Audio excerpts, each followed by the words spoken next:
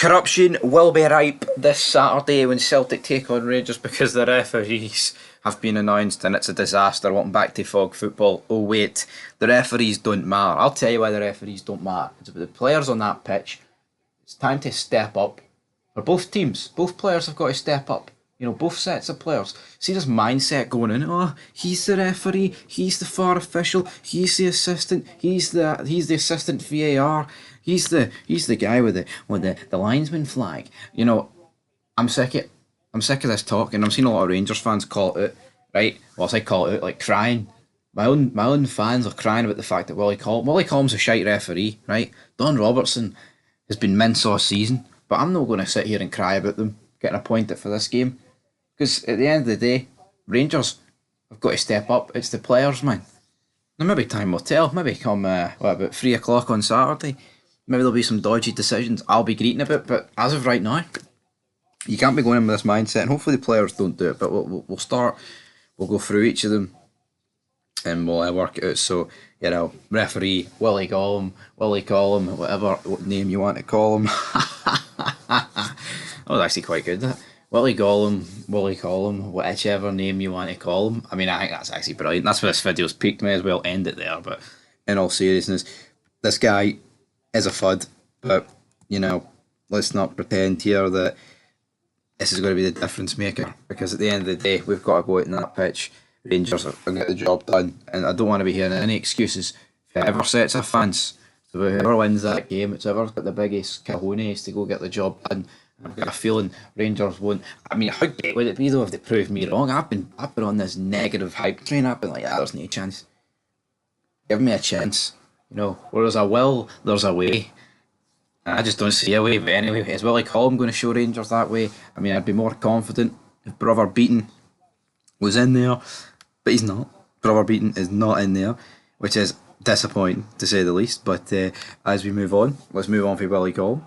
RA1 and RA2, there's nothing really to report there, so we'll go on to the fourth official, which is Don Robertson. He'll be the prick that's holding up the substitution board, the sign, numbers that way, this way, that way, shake it all about way. This guy's pish. I don't rate Don Robertson. You know, I think he had a pretty poor game in the Celtic Aberdeen game.